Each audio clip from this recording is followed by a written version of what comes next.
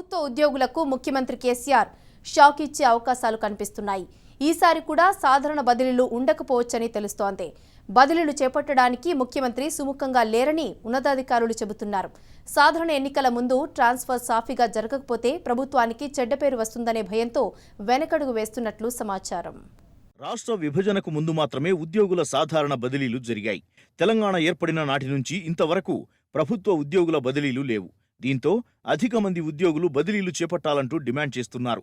ఎంతకాలం మారుమూల ప్రాంతాల్లో పనిచేయాలంటూ ఆవేదన చెందుతున్నారు. ఉద్యోగ సంఘాలు కూడా బదిలీలు చేయాలంటూ ప్రభుత్వంపై 3 ఏళ్లుగా ఒత్తిడి పెంచుతున్నాయి. అయితే కొత్త జిల్లాల ఏర్పాటు తరువాత జనరల్ ట్రాన్స్ఫర్స్ ఉంటాయని చెప్పుకొచ్చిన సర్కార్ ఆ తరువాత మాట మార్చింది.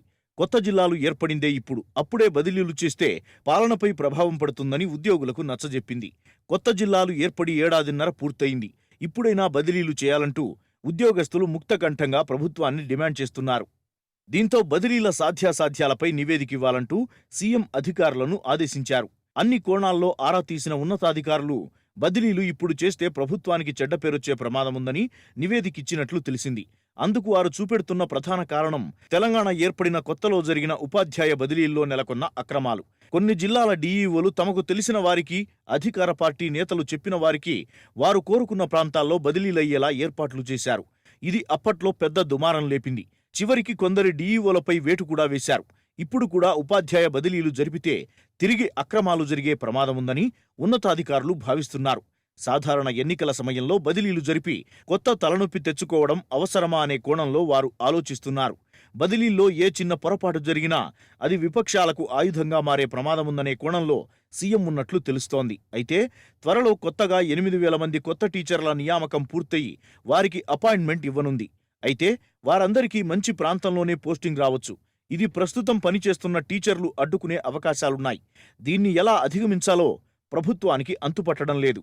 టీచర్ల విషయాన్ని పక్కన పెడితే జిల్లాల్లో పనిచేసే ఉద్యోగుల పరిస్థితి మరీ ఘోరంగా ఉంది. జిల్లాల ఏర్పాటు సమయంలో ఆర్డర్ టు సర్వ్ కింద వేలాది మంది ఉద్యోగులను కొత్త జిల్లాలకు బదిలీ చేశారు. వారు ప్రస్తుతం అక్కడ తాత్కాలిక ప్రాతిపదికనే పనిచేస్తున్నారు. వారంతా కూడా తమ సొంత జిల్లాలకు బదిలీ చేయాలంటూ డిమాండ్ చేస్తున్నారు. వారికి ఎలా న్యాయం చేయాలనే దానిపై ప్రభుత్వం ఆలోచిస్తోంది. ఆర్డర్ టు సర్వ్ కింద పనిచేస్తున్న వారిలో ఎంతమంది సొంత జిల్లాలకు వెళ్లాలని కోరుకుంటున్నారో లెక్కతీసి వారికి మాత్రమే బదిలీలు జరిపితే ఎలా ఉంటుందనే కోణంలో ప్రభుత్వం ఆలోచిస్తోంది. ఇక మిగతా ఉద్యోగస్తులకు మాత్రం ట్రాన్స్ఫర్స్ ఎన్నికల తరువాతే చేపట్టాలని భావిస్తోంది. 4 ఏళ్లుగా బదిలీలు లేవనే కోపంగా ఉన్న ఉద్యోగస్తులను మచ్చిక చేసుకోవడానికి ప్రభుత్వం కొత్త పీఆర్సీ ప్రకటించే అవకాశాలున్నాయి. పీఆర్సీ వేసి మధ్యంతర భృతి ఇస్తే ఉద్యోగస్తులందరూ అధికార పార్టీకి ఓట్లు వేస్తారనే ఆశలో ప్రభుత్వం ఉంది.